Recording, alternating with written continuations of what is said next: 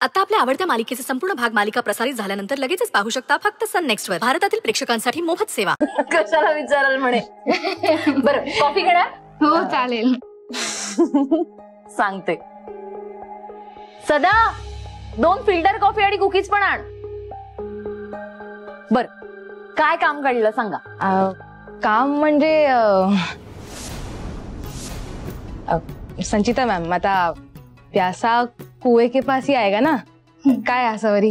हो ना मॅडम. अहो तुम्ही हॉस्टेलमध्ये असताना एनजीओचे डोनेशन द्यायचं आठवतंय ना.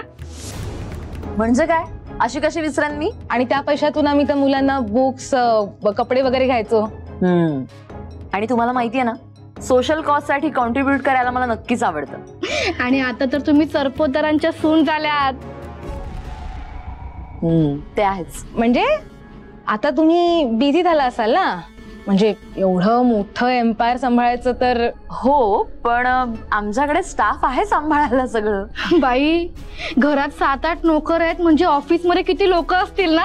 12-20 24. हो असवरी तेच ना. म्हणजे संचिता मॅमकडे एवढे लोक कामाला आहेत मग त्यांना सांभाळायला लागतं. त्यांना त्या खूप बिझी असतील ना म्हणून विसरले असतील कदाचित. एक मिनिट. मी काय विसरले सांगणार आहेत का तुम्ही मला. हो मॅडम तुम्ही दर 3 महिन्याला एनजीओच्या डोनेशन साठी चेक द्यायचा ना. आणि या महिन्यात तुम्ही दिलाच नाहीत. बिझी असतील madam. Oh I am really very sorry. मी खरंच विसरले होते. काय ना आमची फॅक्टरी ते सगळं काम असतं आणि मी खूपच बिझी आहे. म्हणजे खरं सांगू का पर्सनल लाईफ साठी मला वेळच मिळत नाहीये. मला सांगा ना किती रुपये द्यायचे. काय मॅडम घरी बशी थट्टा करताय तुम्ही. तुम्ही सरपोतदारांच्या घराची सून आहात. तुमच्या स्टेटसला शोभेल असा चेक द्या म्हणजे झालं. सांगणार आहेत का तुम्ही. आता 5 लाख.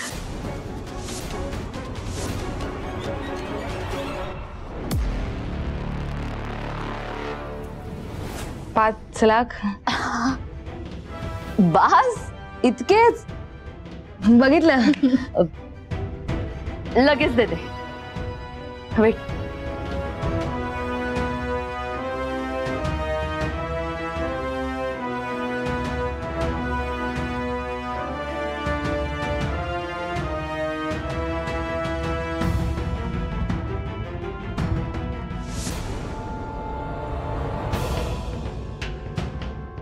संचिता मॅम काय झालं. Any problem. अच्छा काहीच नाही काहीच नाही. बस आम्ही कॉफी सांगते. हा झाली आहे का बघते. 1 मिनिट. सदा रे कॉफी आणतोस ना किती वेळ. असं बरी शिका आले. हा 1 सेकंड. हो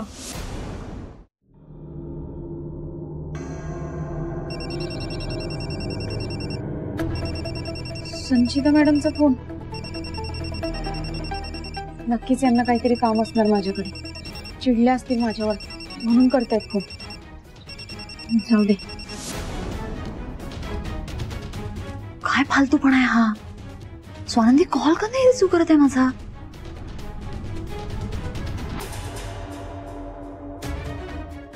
संचिता मॅम काय झालं. तुम्ही चेक देत होता ना. हा अगं गंमतच झाली. हे जे चेकबुक आहे ना ते माझं जुनं चेकबुक आहे आणि माझं नवीन चेकबुक स्वानंदीकडे. ती नेमकी बाहेर गेलीये. तिलाच कॉल करते मी. कॉल रिसीव्ह नाही करत आहे. अगं ती कामात असेल मे बी. हो आम्ही पण विसरलो. स्वानंदी पण आता सरपोतदारांची सून आहे ना. अच्छा म्हणजे चेकबुक स्वानंदीकडे आहे. म्हणजे स्वानंदी पैशांचा व्यवहार बघते का. मग आपण तिच्याशीच डायरेक्ट कॉन्टॅक्ट करूया का. म्हणजे एकदा का कनेक्ट झालं की आपण नेक्स्ट टाइम डायरेक्ट तिच्याशीच बोलू. हो आता ती येईपर्यंत वाट बघतो आम्ही. म्हणजे आमचाही वेळ फुकट जाणार नाही. थेट मालकीण बाईशी संपर्क करूया. तुम्ही बसा मी करते कॉल. ट्राय करते मी. हा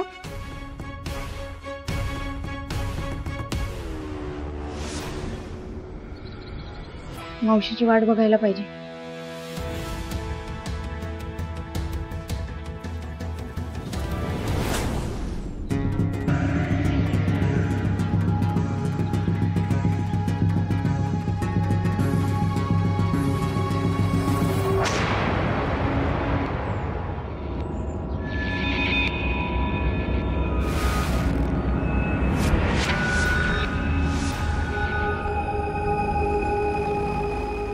ही पोरगी इथे कशी आली?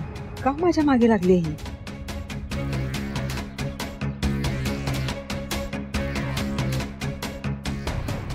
सारखी फोन करते म्हणून फोन बंद केला, तर आता ही घरी आली माझ्या. हिला त्या सपोतर साहेबांनी तर पाठवलं नसेल ना माझ्या मागावर.